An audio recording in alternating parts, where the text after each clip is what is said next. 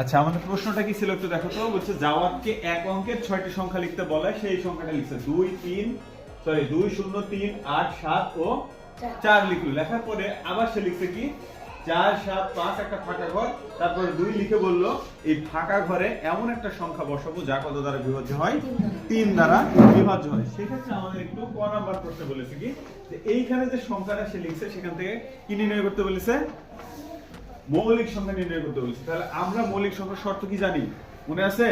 যে সংখ্যাকে এক এবং ওই সংখ্যা দ্বারা ভাগ করা যায়, করলে একটা ভাগ এছাড়া অন্য কোনো সংখ্যা দ্বারা ভাগ করা যায় না, তাকে আমরা মৌলিক সংখ্যা বলি। যেমন আমরা যদি 2 কে ভাগ করি, 2 কে যদি ভাগ করি তাহলে কি কি পাই? 2 থেকে 2 1 কে 2 আর 2 পাই, এর বাইরে কোনো সংখ্যা পাই না। শূন্যর ক্ষেত্রে শূন্য তো হবে না। 3 এর ক্ষেত্রে কি হবে? 3 কে 1 আর 3 ছাড়া অন্য কোনো সংখ্যা পাই না। এবার একটু 8 এর দিকে তাকাই। 8 কে যদি ভাঙি তাহলে কি হয় বলো তো? 8 1 কে 8 আর কি পাই? আর পাই হচ্ছে যে 2 পাই আর 4 পাই। দেখো তো 4 2 8, আমরা কি বলেছিলাম যে ওই সংখ্যা এবং 1 এর বাইরে কোনো সংখ্যা পাবো?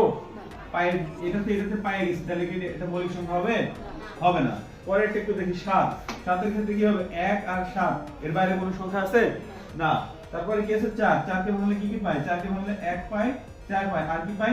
2 পাই। তার মানে এটাও ডাবল পেয়ে গেছে। ডাবল পাইলে এটা কি মৌলিক সংখ্যা হবে না। তাহলে এখানে মৌলিক সংখ্যা কোনটা? মৌলিক সংখ্যা কোনটা? 2 একটা, 3 একটা, 7 একটা। এটাই হচ্ছে আমার মৌলিক সংখ্যা। বুঝা গেছে? এর বাইরে মৌলিক সংখ্যা নেই। আর একমাত্র জোড় মৌলিক সংখ্যা, একমাত্র জোড় মৌলিক সংখ্যা কে বলো তো?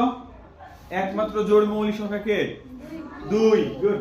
একমাত্র জোড় মৌলিক সংখ্যা হচ্ছে 2। এটাই হচ্ছে যে জোড় মৌলিক সংখ্যা, তাছাড়া কোনো জোড় মৌলিক সংখ্যা নাই। তাহলে আমাদের ক এর উত্তর করা শেষ। এবার ক এর পরে কি আছে? খ এ কি আছে পড়ো তো।